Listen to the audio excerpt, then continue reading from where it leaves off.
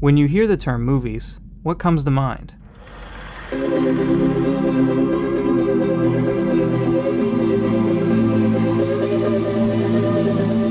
Action, suspense, horror, romance? What about the experience? Have you ever considered where and how you watch a movie to be influential on how you connect to it emotionally, maybe even subconsciously? If you've ever been to a drive-in theater, you may very well relate to this question. What is a drive-in? In simplest terms, it's an outdoor movie theater where customers can watch a movie from their vehicle. However, really, it's beyond simple. A drive-in is half movie, half experience, not like a themed theater, but more of a venue severed from time. In a moment, we'll tour several real drive-in locations scattered around Arkansas and Tennessee, better acquainting you with the business, the people running them, and why you may have heard more about them recently during the COVID-19 pandemic. Before we do though, let's briefly observe the history of the drive-in to get an understanding of why they exist.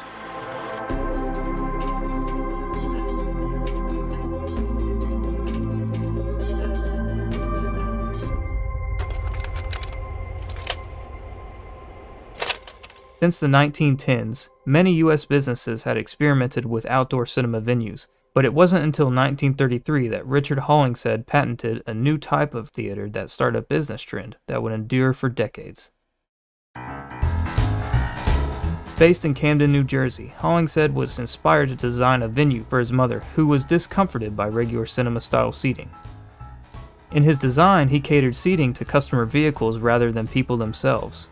Hollingshead's 400-acre property was equipped with spacious parking with easily accessible ramped rows, allowing customers to incline their view and not be blocked by vehicles between them and the screen.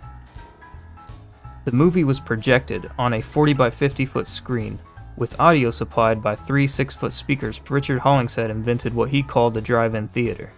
His company, Parkett Theaters, initiated a steady flood of establishing drive-in theaters across the states. Over 4,000 were created in a 20-year time span. They were popular among families and even more so with teenagers. Outdoor seating allowed for much more flexibility than a traditional theater, and the comfort of bringing one's own vehicle to lounge in with exclusivity and privacy was great incentive to continue viewing more movies at a drive-in. All was well until the 1970s arrived.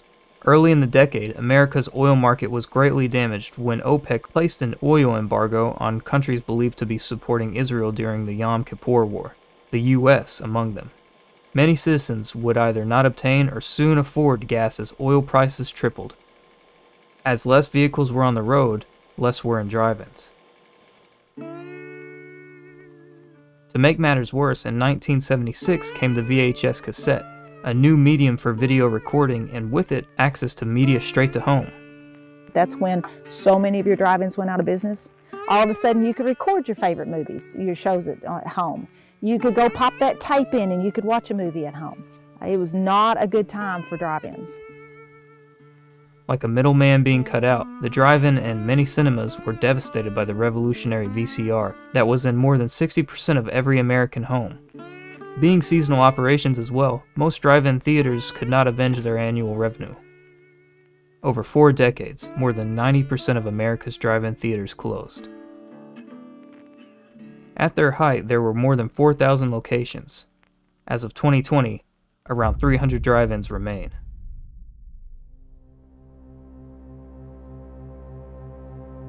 To this day, the remaining theaters have provided novelty entertainment and family-tailored experiences to many. They still hold up their charm, especially in the year 2020, in which most of America's businesses closed their in-house services or shut down their lobbies until further notice. Earlier in the year, you might have heard about their resurgence in the United States from many news sources not long after cinemas in Hollywood shut down due to the eruption of the coronavirus. From it, several new temporary and permanent drive-ins sprouted this year. Even the Walmart retail chain planned a tour to 160 of their store locations with a pop-up drive-in event that they started early fall. This all begs the question though, are drive-ins truly making a comeback, or are they simply the only entertainment option available out of home, not closed by the shutdown? Let's go visit those venues to find out.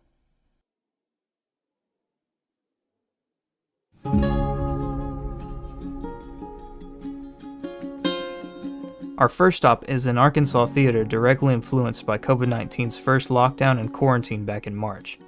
James Junction in Pocahontas is run by partners Joe Barry and Graydon Carter. Clap time. We began operation in May, and we had this mostly built by June 15th. We had our first show by July 10th. So there was a little bit of a period there where we were technically a company and doing some things, but we just weren't ready to show yet. Yeah, Pocahontas does not really have much of an entertainment market. There was a standard 2-screen theater that closed down about 10, 15 years ago. I don't remember exactly when they closed down. And for the past 10 or 15 years, the closest option you've had for going out and having a good time was Jonesboro or Paragould. And we saw that drive-ins were resurging due to COVID-19. We saw a lot of older drive-ins reopening, doing fairly well, especially in the Northeast. And we decided we'd give it a try. We'd always been into, AV type stuff, so it wasn't that big of a step for us to reach our fingers in. And I feel like it's going pretty well so far. Graydon and I built this ourselves with some help from our families. It took a few weeks to get it to the point it's at now, but I can speak for Graydon. I think we're both pretty proud of it. We're visiting Joe on a weekday, so the theater is closed. You can get a sense of the efficient simplicity of a drive-in when you look at James Junction. The essential items are a projector, a media source, a protective space for the projector, a screen, and a radio transmitter for audio. Although there's concession and visitor amenities, customers primarily get to control their viewing, the lounging, and bringing whatever concession the vehicle allows.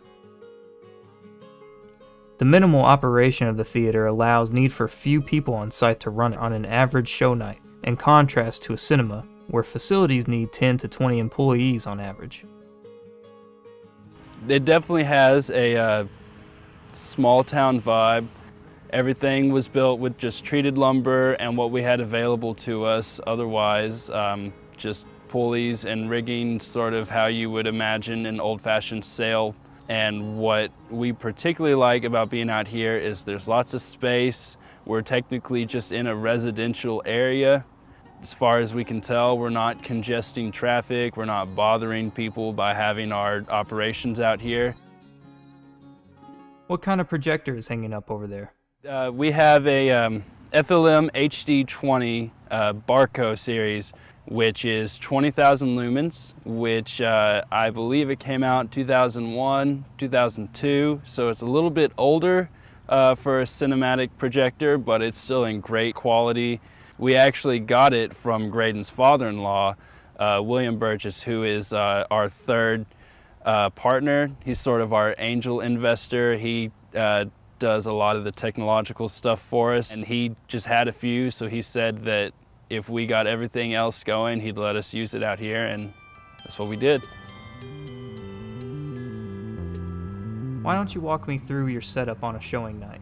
Well, for me, I normally am here about 2 hours before showtime, and I'll start setting up the projector, get it plugged in. It has about a 5-minute warm-up time before you can actually turn on the lamp and start projecting an image. So during that warm-up time, we'll raise the screen. The screen initially took 5 people to raise because it has 5 strands of paracord going through 1 pulley each, and we'd have 1 person on each strand of paracord literally hoisting it up. You'd have each person trying to lift roughly 100 or 150 pounds a piece, trying to do that all in unison. We'd have a few slip-ups, a side would start falling, we'd have to hold on as hard as we could and get it straightened out. But now we have them all merging together in the middle on a winch, so it can be done just with the press of a button. It's a big improvement if you ask me. What would you say has been your favorite memory so far?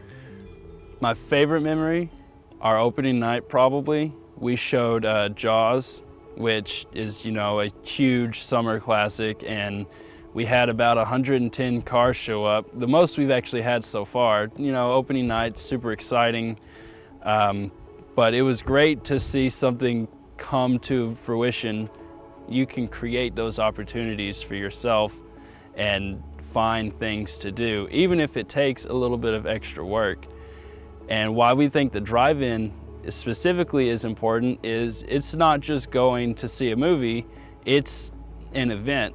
It is something for you and your family, or you and your partner, or just you alone. We've had some people come by themselves to get out of the house, which, as we all know, that's pretty important when it comes to keeping your sanity together, especially now during COVID-19.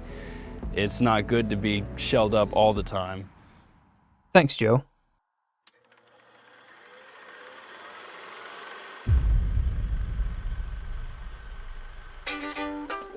Right now, we're on our way to Stone Drive based in Mountain View, an old town with a rich folkway history. A tourist destination notorious for its festivals and vintage tailor businesses, it's only natural that a drive-in theater still thrives within the community. The theater was started and is still operated by the Thompson family, currently the third generation. So if you would, tell us who you guys are and how you know each other. Okay, I'm Holly Jones. Rachel Rushing. Landon Thompson. And we know each other because we're brothers and sisters, and we were all born here and raised here. And obviously we know each other pretty well. Yeah, we were all Thompsons at one point. Oh. I'm the only one left. And you said born here. Are we talking about here? Yeah, we were actually all born up there in the trailer. Huh. So how'd this place come to be? Well, our grandpa built it in the 60s. He built it in 1964 and it opened in 1965. He and our grandmother ran it for several years, and then sometime after our grandfather passed away in the 70s, I'm not sure exactly which year, our dad kind of took over running the place, and we were born in the 80s, and so we've been here our whole lives and helped him take care of the place until in the last few years as he got sick, we were doing more of it, but it was still technically his. But now he passed away, and it's like we've completely taken over. And Yeah. So our grandfather had, he traded A Cessna airplane, like a small, single engine or something, and he traded it for a projector. And then that was the same projector we used Yeah. until 3 years ago when we had to upgrade to digital. Right. So it's been the same projector since.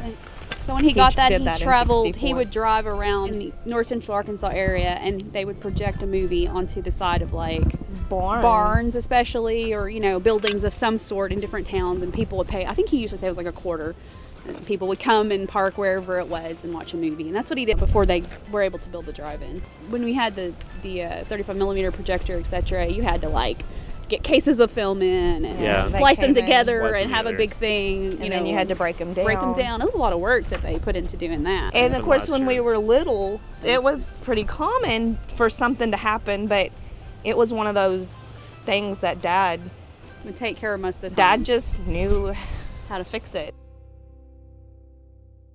Just recently did they replace that original 35mm projector for a digital one, cutting a lot of maintenance and setup time down drastically.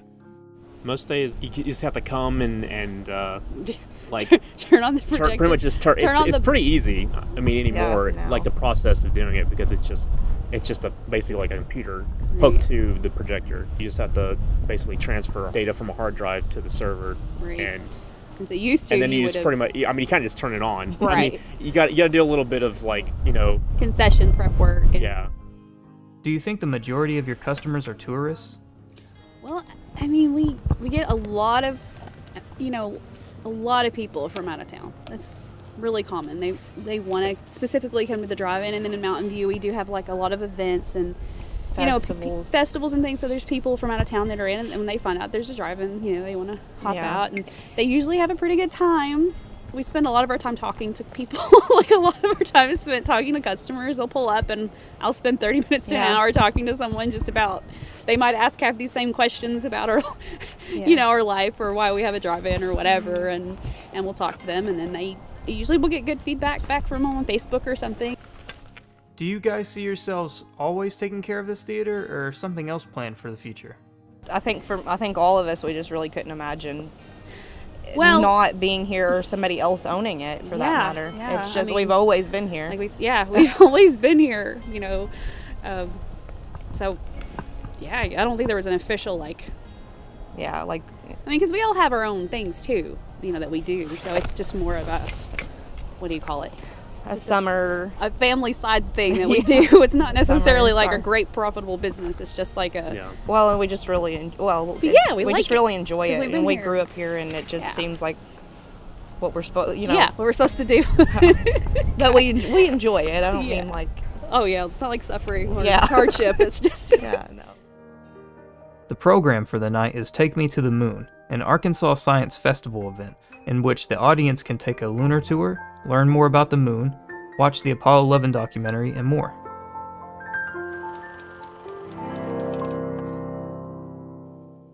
Not far from here is Marshall, a scenic town in Arkansas's Ozarks.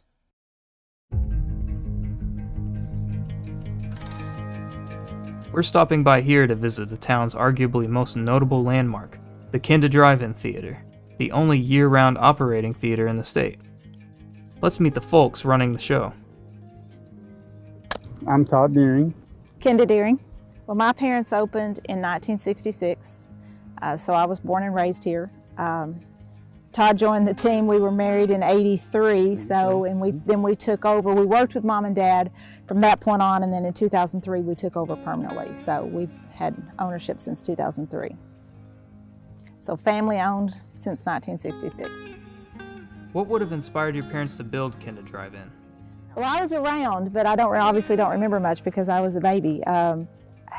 You know, my dad decided he wanted a drive-in more than anything else. His parents owned a theater here in town, a walk-in up in town. They opened in the 40s. He had come back from service and decided he was stationed in Missouri for a while in Grandview, and they went to a drive-in up there, and he and my mom decided they were going to build a drive-in. So bought this piece of property, and 2 or 3 local guys, and we've both heard the story over and over again.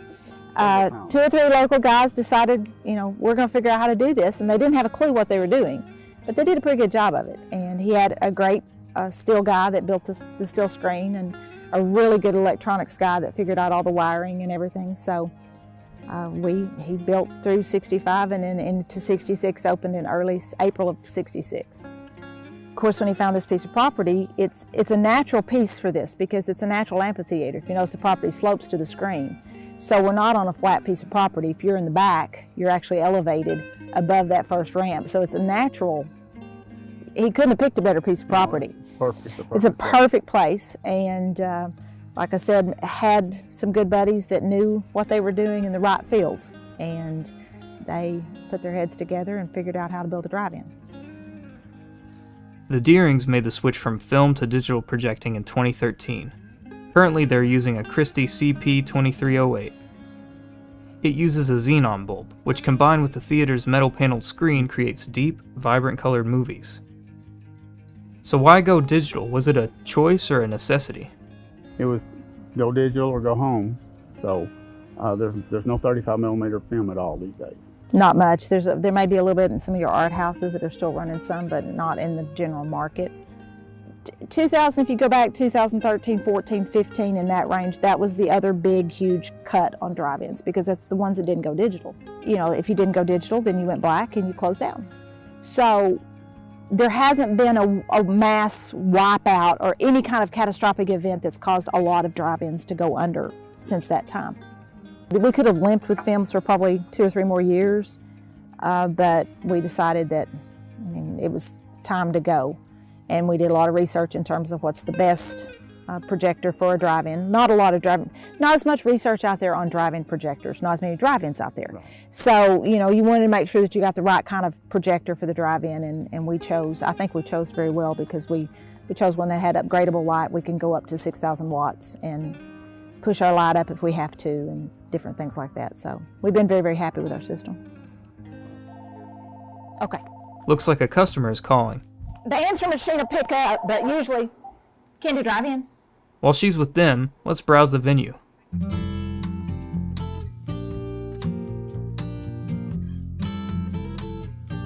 Like the Thompson family, Kenda Deering grew up on the theater property. Today, her and Todd live just by the entrance and her mother still lives on the backside of the drive-in's lot.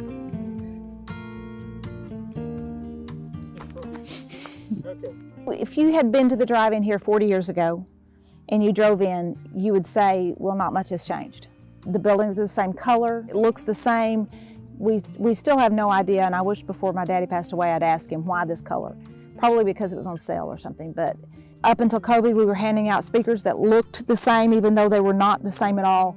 But underneath and the underlying, a total upgrade obviously to digital FM, which we did a long time ago. We took all of our speakers, actually we didn't, that's Todd did, took all of the speakers and retrofit those with USB charged radios. So instead of having the old speaker system, you now get a radio basically when we pass out our speakers. So there's lots of things that have changed, but you don't notice those things. It's improved the experience, but hasn't taken away from it. Normally, from April to September, Kenda Drive-In hosts Throwback Thursday, a monthly event where vintage cars before 1980 get a free movie. Car owners get to meet up, check out one another's cars, dine, and watch a retro movie. We'll average from 70 to 100 on a Thursday night. On Thursday night, free movie, usually a car movie, and they get here early and they have supper and they visit. And a lot of them, especially the people that came every time, said they've met new people outside of car people they have their groups. And now this group, it's like a family. I mean, since every time they come, they know who they're going to see, and they catch up, and it's a lot of fun. We canceled it this year because of COVID, because that event is not about social distancing. There's no social distancing at a car show. They're still griping about it because they wanted to go ahead and have it, but we just didn't feel comfortable with it. But we'll be back next year, and it's a great event. Tonight, Kenda's showing is Halloween themed. They're playing Hotel Transylvania and Hocus Pocus.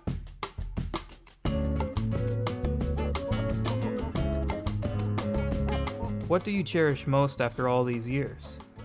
I guess it would be when you open up a night and you see 50 kids in the front. Just a family type atmosphere. Kids know no strangers. Yeah, that's high on the list when you can watch them all play and run around, and it's a safe environment. Grandparents sitting there watching kids. The family aspect of it is what I think means the most to us. Because, you go to a movie theater and you go for one reason, you go to watch a movie. Here it's not necessarily the case. Here it's the whole experience. You've got dinner before the movie, you sit out, you watch the sunset, you watch the kids play, you can talk, you can interact, you can, I'm a talker during a movie. I like to ask questions and talk, so I don't do well in theater. I like to be able to, why do you do that? Those kind of things. I call it more the experience. It's a movie experience instead of just the movie. We'll see Todd and Kenda again in the upcoming sections. Right now, however, we venture to Memphis, Tennessee to speak more in depth with those who enjoy the drive-in as well as collaborate with it.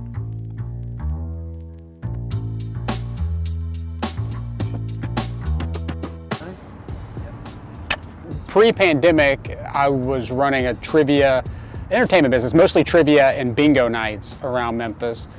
And it's been so long now, I forgot the exact number of everything. I know there was 3 bingo nights a week and we had maybe 9 or so trivia nights happening. Pandemic hits, of course, then it becomes illegal for me to do my job because we can't, it's at bars and restaurants. And so for a while I was unemployed. Then I pivoted, started doing some virtual trivia, some virtual bingo, which I'm still doing today. And then also I'm here at the drive-in, of course, now doing this. Malco, we started in June, towards the end of June, once the drive-ins were allowed to be open again, because they were shut down even, and because it's such a safe environment, it's kind of surprising, but we didn't know what to do, I guess. So, the city was shutting down everything. It was successful enough, people were interested enough, and we felt like we were giving people a safe way to be entertained and distracted during the pandemic. So we kept it going, and we're going to keep it going indefinitely, well, at least till gets too cold. When we first started doing this, like there was no new movies out in June. None, zero. Like in June, there was nothing out. And so they're showing classic movies, and one of the double features was Jurassic Park and Jaws the first week we did it. I was like, that is so awesome, because I actually remember, I know I've been to the drive-in multiple times, but I do remember seeing Jurassic Park here, and it's such a good drive-in movie. Some people have made this a regular thing, a routine, where they know they can come here now that we do have new movies out. This is the place to be. If you're gonna go through 2020 and you're not coming to the summer drive-in, if you live in Memphis and you're not going to the drive-in in 2020, not saying you have to come to trivia, I'm just saying if you got to at least one time, you're not experiencing the pandemic properly if you don't come out here at least once and see the sunset at the summer drive-in.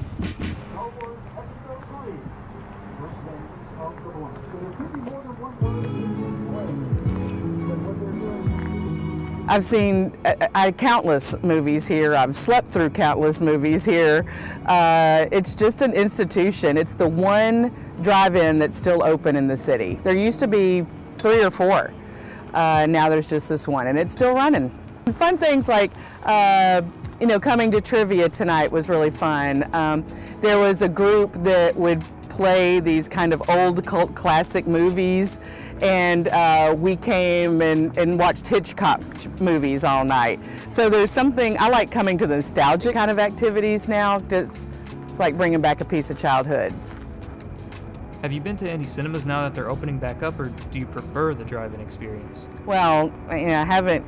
This is one of the few times I've actually been out of the house. We thought about going to see a movie, but when we saw the seating chart, it just still looked a little too close. And we were like, no, but we'll come to the drive-in though. You can stay in your bubble. Yeah, when the first night we moved in, we didn't have any of our stuff yet, and so we just drove up and we watched Jaws at the drive-in, so that was cool. My wife had never seen it before, and it had been a long time since I had seen it. This was just kind of a cool thing that was unique, and it was safe, so it was something that kind of checked all the boxes. It just made sense. In the past, going to the movies was, you got to, it was just one of a lot of things you could do. This is kind of like the only thing that you could really do, so it just kind of gives you an escape from staying in your house all the time. So this is kind of it's more of an escape, I guess, than a normal trip to go see a movie. Have you watched any new releases here instead of going to a cinema? Oh yeah, we saw Palm Springs, the Andy Samberg movie. That was really fun. We watched Tenet 2 weekends ago. That was one of the first new releases that we saw. That was probably our favorite one, I would say.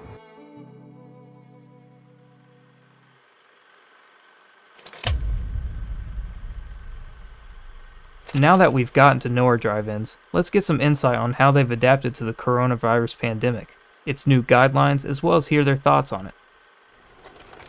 It's changed things a bit because honestly, doing live concerts is something we would have never had the opportunity to do. Something like that before. No one would have wanted to do that particularly. It would have been us having to pursue it, and now with this, They're like, hey, tons of offers coming in. Yeah. Do you guys want to do this? Would you be, And so we kind of had to.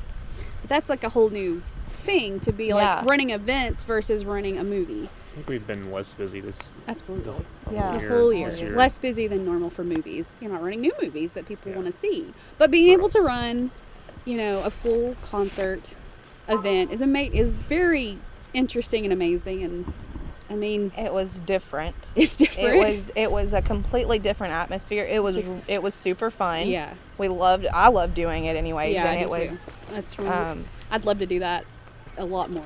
I will say that we probably have reached more people because our crowds have been 50 to 60% newbies. They've never been before. Never been before. Brand new people. So we have attracted more people, but not as many. We haven't had as many customers as we would have had. The numbers are just not going to be there. Now, have we done other things? Sure. We've done concerts. We've done graduations. We've done a wedding. We've done all kinds of different things to not necessarily to try to make money, just because people need some place to do those type of things. So we've done some different stuff, and we have definitely thought outside the box. Oh yeah, we've had Sunday morning church service. Yeah, we had Sunday morning church services. We had several of those. Community church service. And it's been really cool, but it hasn't been the summer we would have had we had the movies that would have come out in 2020. The majority of our customers this year have been new customers, that have never been here before. Locals just haven't been out as much. Probably because we're running older movies instead of them coming to a new movie that they want to see. They've been here a million times. They're not coming for these old movies as your much. locals come more for the new movie. A new movie. They want to see the new movie that's coming out, and we don't have any new movies right now because there are no movies. While most of our theaters are long-running operations that have encountered some of the many new challenges brought by COVID-19, the creation of the James Junction Drive-In was more so influenced by it. Well, we wouldn't have this business without COVID, to be honest. As regular movie theaters were closing their doors, we saw a large gap, not only for the people living here that hadn't had at-home access to a theater in over 10 years, but also the surrounding communities, Paragould, Jonesboro, even Poplar Bluff. People have been hurting for things to do in the spite of what's been going on. We think that the traffic's really shown that. Overall, in Arkansas at least, most of our drive-ins haven't experienced any severe shift in performance. But has there been a resurgence in the general success of the drive-in? Have they been, so to say, redeemed through new economic opportunity, or is it just trending news? It's more publicity. It's not more people, it's more publicity. Drive-ins are doing much better than theaters, don't get me wrong, okay? We can pull in old movies and get by with it. Theaters struggle to do that. We can pull it in, it becomes part of the nostalgia, and oh, this is really cool because I can go to the drive-in and I can watch this old movie, and and I can be socially distanced, and I can be, all of that meshed together well. But we're still not where we would have been this summer with the movies that would have come out. We're a first-run drive-in, so we run first-run movies just like all the theaters do, and our numbers on the older movies are not going to match what they would have in a traditional summer. We've had how many calls on people wanting to build drive-ins? Oh, at least 50. At least 50. We want to build a drive-in. Drive-ins are doing so great right now. We want to build a drive-in. Okay, there's no way I would build a drive-in right now because you don't know where movies are headed. You don't know what's going on. I mean, it's not cheap to build a drive-in. So have drive-ins gotten their revenge? Short answer, no. But the theaters definitely received a boost that will likely benefit them over time. With the amount of attention they've recently received, our drive-in should have improved potential for attracting new clients and staying relevant with future generations.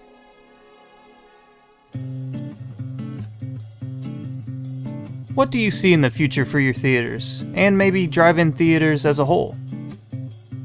I believe that so much is going to change as a result of this pandemic, and I think the power of the drive-in is something that should be renewed.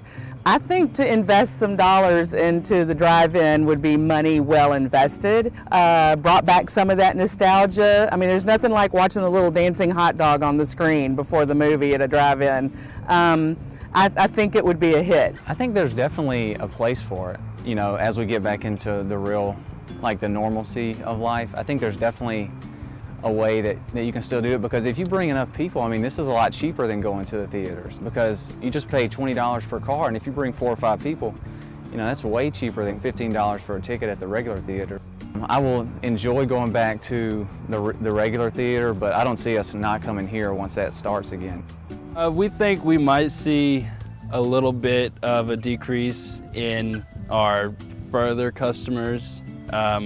But as far as locally, this is still the only option as far as going to see a movie other than watching it at home. We like to think that overall that things will stay relatively the same. I think one of the things that people have realized is that drive-ins are great venues for things even after COVID. The concerts, for example. They've realized that, hey, maybe this is a really good thing because, you put a stage right there in front of that screen and you project the image of that concert behind you on that screen. You've got the ultimate jumbotron. Are you worried about the growth in streaming services and potential change for how media is distributed? We're sort of lucky that Streaming services have already been around, but like I said, there's a difference between getting to leave your house and watch it on a big screen with concessions nearby than there is at watching it at home on Netflix or Hulu or something. They may stream it faster. I do believe that's a real possibility. I think it's 17 days now from the release date till. To some companies. That hurts when you only have one screen because you can't put everything that's coming out on the screen within 17 days. I think what's going to end up streamed, what I really think is going to happen is, you know, your movies are kind of in layers. Here's your blockbusters, and then here's these, and then here's these that are going straight to video anyway. These may stream, and they may stream pretty fast, but your blockbusters are still going to be there. We just have to hope that enough people decide they'd rather have the experience than the ease of a streaming service. I guess worst case scenario is we close down. We have lunch. Yeah, we'll have lunch. We do a really good food business, so we could always just serve food. Judging from these venues, it's fair to assume that drive-in theaters have a positive outlook moving forward. Their potential to deliver a diverse selection of unique experiences could benefit them greatly as many entertainment sources start considering venue alternatives after shutdowns. I think drive-ins are going to settle back into the niche that they already had before COVID, maybe a little bit better. It really has like regained its importance. The fond memories that even like kids are gonna have, you know, they're mostly not being able to play with their friends and staying inside of this time, like this is going to be something. And they got this new connection and new love of the drive-in. I don't know, we'll have to get our kids here more so that they'll want to do it. Well, my younger one, she just thought that was what she's supposed to do. Yeah, right? she She's said like, the same thing. I'm gonna run a drive-in, right? And, you know, they do stuff at school and they're like, what are you gonna be when you grow up? And she was just like, well, I'm gonna run the drive-in. Drive-in. Like, is there another option? I'm like, oh yeah. It's been very much worth it, but as with anything, you have to push through, because there will be times when it doesn't feel like it's worth it. There'll be times when it feels like you're doing a lot of work for little payoff, but you just have to keep going, otherwise you don't know what's really going to happen. I think that, especially this year with having so many people in, that people have really made me feel really special about it. Like, yeah. Or like the drive-in feels special, you know? Yeah. And Well, I think that's really cool. It just makes me like really happy to see happy people come out here and have fun. Yeah. And that's really that's the whole point of it, I guess. It's really fun. Yeah.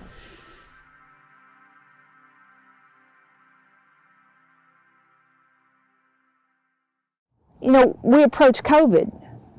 We know we're okay, but where's Hollywood headed? You know, we don't know where Hollywood's going. Are they going to continue to produce movies? Are they going to continue to release those movies just to theaters? Are they going to start live streaming everything? Ultimately, I think it'll come back around to what it came back around to at that time. People want to get out. They don't want to sit at home all the time. They want to go.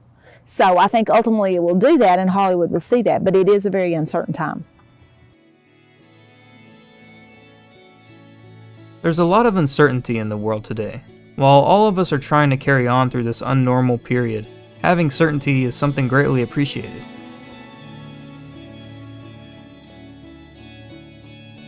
People like those who run Stone Drive-In, Malco Summer Drive-In, James Junction and Kenda Drive-In are not people unaffected by hard times, but people who overcome them and strive to deliver an experience to those they serve. And these people exist beyond the entertainment industry. They can be found almost anywhere. So to all of those who adapt past obstacles to provide a positive experience to others, thank you.